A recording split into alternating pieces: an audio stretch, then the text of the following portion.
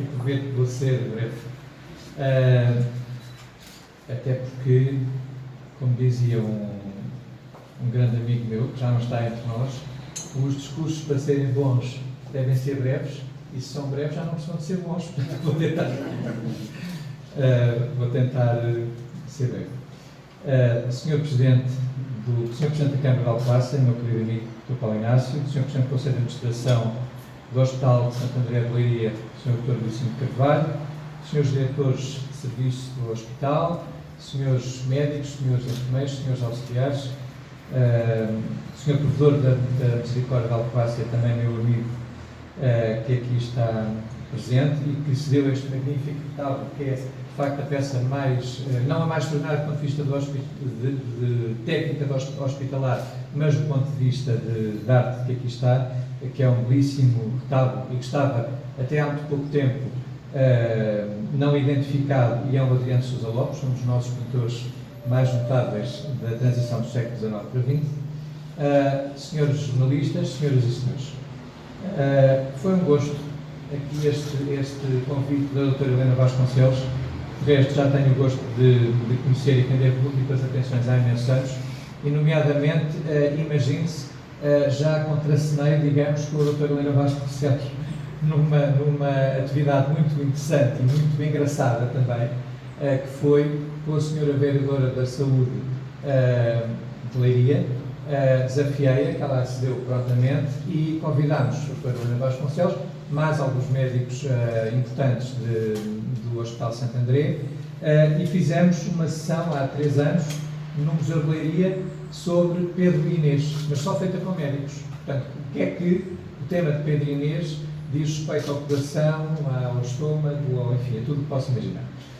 Ora bem, entrando dentro do assunto que nos traz aqui hoje, após a criação da Misericórdia de Lisboa, a 15 de agosto de 1498, a ação da Rainha Dona Leonor se espalhou pelo país. A vila de Alcobaça, que recebera foral régio em 1514, assiste à fundação da Irmandade, depois leva à respectiva Misericórdia, provavelmente em 1520. Porém, fruto de um forte terremoto e incêndios, só de abril de 1563 se conhece a documentação desta instituição. A tradição hospitalar é testemunhada nesta instituição em 1600, na Rua do Castelo, que todos nós alcobacenses conhecemos, que é uma das ruas mais antigas do centro histórico, e numa outra referência ao Hospital de São Miguel, 15 anos depois. Mais de 2 séculos depois vem a ser reedificado em meados do século XIX, portanto ainda antes deste.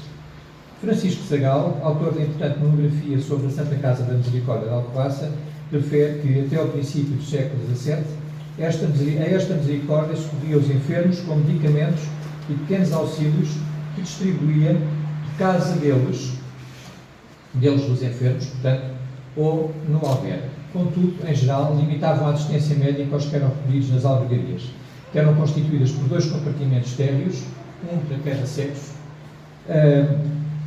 com esteiras de tábuas e mantas.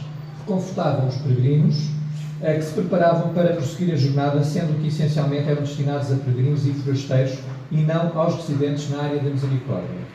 As Misericórdias exerciam desta maneira o dever de hospitalidade que está na sua própria fundação. Por volta de 1600, Jerónima Ruiz, uma alcobacense, deixa 2 casas para fazer o hospital. E uns anos depois, o seu marido deixa testamento no sentido que o mesmo intuito seja prosseguido na Rua do Castelo, funcionando já em 1615 com o nome de Hospital de São Miguel. Em 1776, sofreu obras, adquirindo mobiliário para instalação de doentes, sendo inaugurada a 25 de janeiro com caráter concelhio, recebendo o cirurgião na época 30.000 réis, senhores médicos, 30.000 réis naquela época. É interessante fazermos estas comparações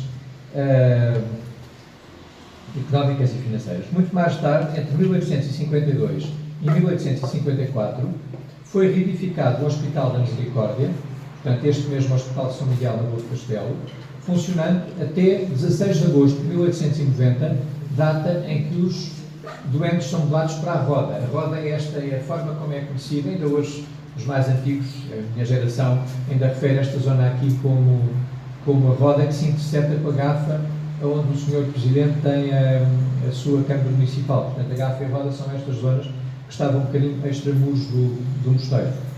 Devido à incapacidade do hospital em 1875, a Comissão Administrativa da Misericórdia pede ao Governo a concessão de parte da ala norte nascente do mosteiro, junto à livraria, para instalar o hospital. Mas não chegou a acontecer. Até porque, por essa altura, veio para cá o Exército, veio a cavalaria e, portanto, isso não chegou de forma nenhuma a acontecer.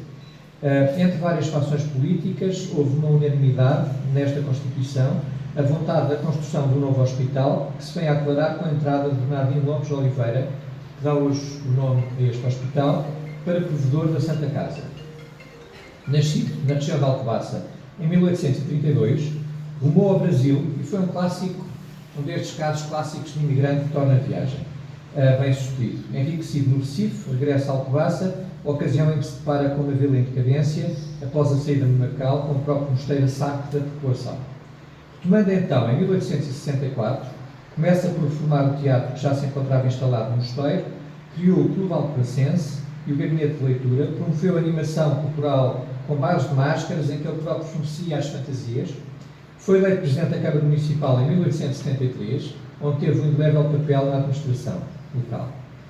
A 30 de agosto de 1886, torna-se provedor da Misericórdia e rapidamente propõe a construção deste hospital. Devo dizer, eu há uns anos tive a oportunidade de estudar a influência do Brasil na arquitetura portuguesa e todas aquelas casas de brasileiro que nós encontramos. Existem algumas aqui em Alcobaça, mas sobretudo pelo norte do país, Faf, por exemplo, é um desses casos, toda aquela zona de Viana de Castelo e de Ponte Lima, tem não só aquelas casas, aqueles chalés que os imigrantes portugueses que depois regressavam faziam por cá, mas é interessante, normalmente com a sua palmeira sempre do lado de fora da porta, que era uma característica, faziam por vezes grutas artificiais, lagos artificiais, tudo o que posso imaginar, mas tinham um papel, no geral, tinham um papel extraordinariamente caritativo, porque desde fundarem escolas em épocas que elas não existiam, até e sobretudo hospitais, então o Norte está cheio de hospitais fundados por estes brasileiros que estão na viagem, portanto é uma realidade que nós constatamos na história de Portugal e, neste caso, interceptada com a história do Brasil. Em outubro, por unanimidade, a Câmara de Alcobaça concede os terrenos necessários e, em abril do ano seguinte, Oliveira apresenta um esboçeto que é aprovado para que se dê continuidade a uma planta definitiva. Sendo então apresentados dois projetos, é aprovado um deles com só pavimento e ao centro um piso superior para a acomodação de enfermeiros. Devo dizer que as plantas estão, como disse a doutora Helena Vasconcelos, lá em cima, fornecidas pela ADEPA, e o Presidente da ADEPA só não está, que estava entre os convidados, atualmente só não está aqui hoje, também curiosamente por razões médicas, porque está a acompanhar a mãe também numa função médica hoje, que se Deus quiser esperemos que corra bem, e portanto só daí é que não está cá, mas está aqui naturalmente disponível e pediu-me para transmitir ao Sr. Presidente que está disponível para ceder toda a quantidade de coisas que lá tem para exposições temporárias que possam ser feitas ou por qualquer publicação que possa ser feita. Em outubro, já está a ver o parágrafo atrás, filiaram gente de todas as parcialidades políticas, com incidência especial em quem tivesse bons haveres, que é natural, tendo ido de casa em casa indagar com quanto cada família poderia contribuir para a edificação do hospital. Portanto, foi uma tarefa feita caso a caso, e neste caso, casa a casa. O alto de assentamento da primeira pedra do hospital deu-se a 18 de abril de 1888. Refere Francisco Zagalo que, e cito, a Mesa da Misericórdia não se limitava a angariar donativos aplicados à edificação do hospital e a promover que fossem promulgadas leis regulamentares de administração. Fazia-as cumprir com toda a energia, não consentindo que o pessoal de qualquer graduação que fosse as infringisse, introduzindo no hospital a desordem e o arbítrio. Fiscalizava cuidadosamente e ia imediatamente à mão quando algum empregado revelava menos cuidado e carinho no tratamento dos doentes. Fazia mais. Propunava com hombridade e altivez os interesses da misericórdia quando entendia que os estranhos pretendiam lesá-los e até recusava a sua obediência quando autoridades às quais estava subordinada exigiam coisa que se lhe afigurava nociva ao bom regime da instituição que geria. Fim de citação. Desde touradas, imagine-se, quermesses e teatros, foram diversas as atividades que a Santa Casa da Misericórdia fez para a angariação de fundos para esta causa. Por seu lado, os donativos iam-se multiplicando. O Visconde da Costa Veiga, em 1889, comunicava à mesa da Santa Casa que oferecia as roupas e a mobília para a enfermaria que levava o seu nome. O mesmo aconteceu com Narciso Monteiro, curiosamente, pai de um grande médico que Alcobaça também teve, João de Oliva Monteiro. De resto, o Teatro Municipal leva, o Cine Teatro leva precisamente o nome de João de Oliva Monteiro, foi o seu próprio fundador. Portanto, o pai, Narciso Monteiro, ofereceu para a enfermaria que levava o seu nome, irmãos Jerónimo Gomes, portanto a família, também ofereceu tudo o que era necessário para a sua enfermaria. Estes são apenas alguns exemplos de solidariedade manifestada. No ato de inauguração do hospital, a 15 de agosto, dia da Assunção de Nossa Senhora, procedeu-se à bênção da capela e das enfermarias. O retrato a óleo do provedor Bernardino Lopes de Oliveira, que é um belíssimo retrato que está, que no fundo recrua a sala de despacho, é assim que se chama, não é? A sala de despacho da Santa Casa da Misericórdia de Alcobaça. Portanto, é um retrato de autoria de Sousa Lopes, que de resto, curiosamente, é daqui da região. Nascido viveu alguns em Turquel, aqui mesmo em Alcobaça, e, como disse logo no início da minha comunicação, é hoje dos pintores mais cotados entre a transição do século XIX e XX em Portugal. Portanto, o retrato do provedor foi colocado solenemente à entrada. As informações dadas dizem-nos que o hospital foi custeado por donativos pecuniários no valor de 8.909.365 reais, para além de outros donativos de roupas e mobílias na importância de 5.710.157 reais, distribuídos por 8 enfermarias e por 5 quartos, contendo um total de 53 leitos. Para além do gabinete médico, casa de autópsia, cozinha, casa de arrumações, roupas e acomodações para enfermeiros. Ao tempo, era provedor, como se disse, Bernardino Lopes de Oliveira, o tesoureiro era Mariano Freire Figueira, os mesários Manuel dos Santos Ferreira, Sebastião dos Santos Razão, Rafael Pinto Viseu e Narciso Monteiro. O secretário era João Ferreira da Silva, sendo presidente da Câmara Municipal Manuel de Sousa Oliveira. Os doentes foram transferidos então no dia seguinte do velho hospital da Rua do Castelo para aqui. A planta é da autoria do arquiteto Rafael da Silva Castro, com indicações preciosas dadas pelo próprio provedor, que se interessava amiudadamente, por Francisco Zagalo, que vem também a ser provedor mais tarde, e pelo doutor médico, Dr. Barreto Perdigal.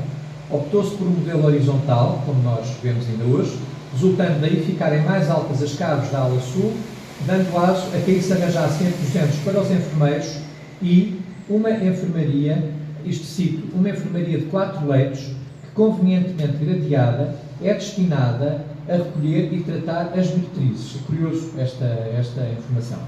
A construção teve a ajuda preciosa de fiscalização de Joaquim Lúcio Lobo, capitão de engenharia, em serviço na vila. A capela teve o retábulo encomendado a um dos grandes artistas nacionais da época, que já me cansei de vos falar, Adriano Sousa Lopes, evocando Cristo, curando os enfermos, que aqui está, e que foi seguido gentilmente pela Santa Casa da Misericórdia. É, de resto, uma das obras boas, no bom espólio de arte que a Santa Casa da Misericórdia tem, que esteve exposto lá há uns anos no Mosteiro de Alcobaça, em exposição com a grande ajuda da Câmara Municipal e, sobretudo, daqui do Sr. Presidente em particular. Este quadro evoca Cristo curando os enfermos, que na tela são representados, como se vê, por um paralítico e um cego. Em cima, o cego, nota-se muito bem, está, de facto, só um grande mestre que poderia pintar desta forma, sendo ali colocado no seu próprio local, na capela, em 1902. Hoje está no espólio da Santa Casa da Misericórdia de Alcobaça, como se disse. De referir que o estudo de Zagalo apresenta uma visita guiada completíssima pelo que era na época o hospital. Nessas informações, sabemos que as enfermarias têm 5,30 metros de altura e são estocadas e caiadas, bem como os quartos. A sua capacidade, mesmo com todos os leitos ocupados, é de 45 metros cúbicos de ar. Só depois se procedeu à terraplanagem dos terrenos circundantes, bem como à construção dos muros. Essas obras vieram a custar 3.434.153 reais, sendo rematadas em 1895. A totalidade das despesas de construção e instalação do hospital foi de 19.640.385 reais. Na sessão extraordinária da Assembleia Geral de 28 de outubro de 1900, foi aprovado o regulamento interno da administração da Misericórdia do Hospital de Alcobaça. Em 1902, foi lavrado o ato de assentamento da primeira pedra do pavilhão anexo ao hospital, destinado ao tratamento de doentes de moléstias infecciosas, que veio a inaugurar 1 de maio de 1906. Alguns dos nomes que se salientaram como médicos, aqui logo no início, foram os Drs. António de Sousa Neves, José Sanches de Figueiredo Barreto Perdigão e Francisco Batista de Almeida Pereira Zagal, curiosamente, que é uma realidade que nós encontramos muito na historiografia nacional, um médico que foi quem fez a história da Misericórdia, onde esta foi buscar basicamente todas estas informações. Hoje é dia de festa, em que nos encontramos perante um conjunto de nobres cabeças que têm nos seus ombros grandes responsabilidades. E estou basicamente a terminar.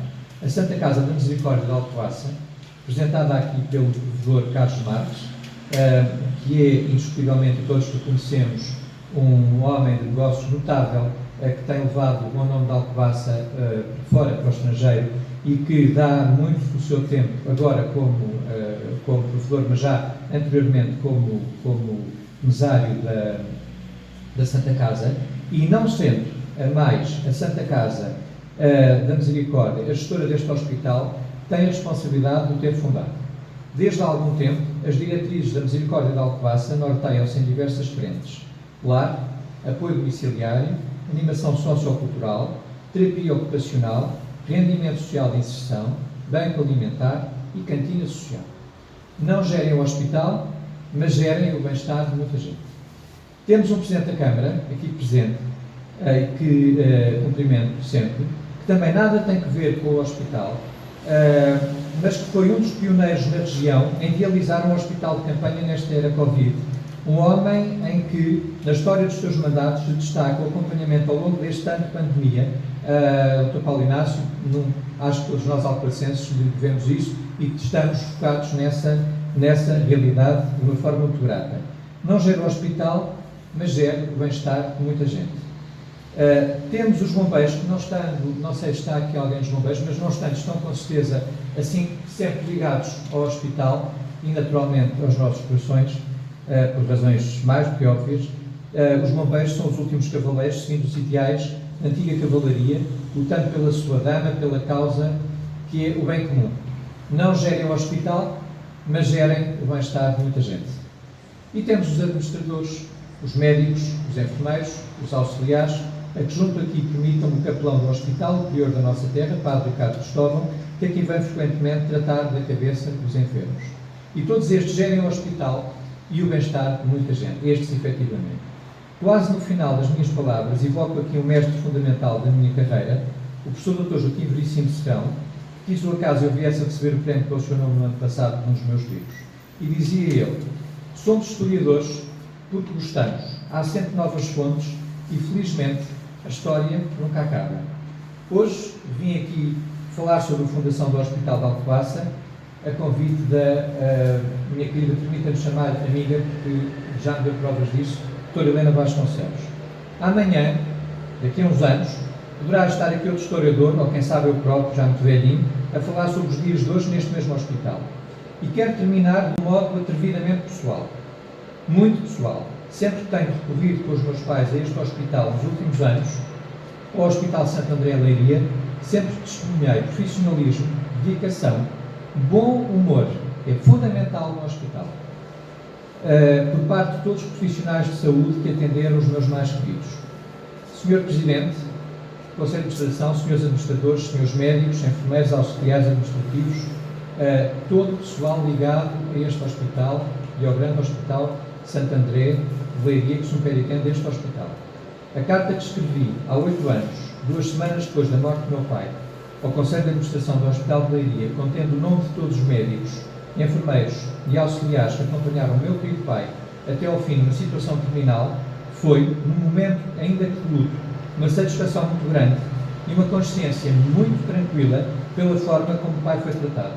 E isso é o melhor cumprimento que posso deixar aqui a vossas excelências. Que todos tenham a visão, a disposição, o empenho e até a boa disposição para levar a nau a bom porto e fazer deste um dos hospitais exponenciais do nosso país, como tem sido os últimos anos. Quero agradecer o convite para aqui estar e a única coisa que posso acrescentar é que, para qualquer exposição que possam vir a querer fazer, qualquer estudo que possam querer fazer, eu estou naturalmente, graciosamente, à disposição do hospital, que não é mais do que o meu dever de cidadão. Muito obrigado. Muito obrigado.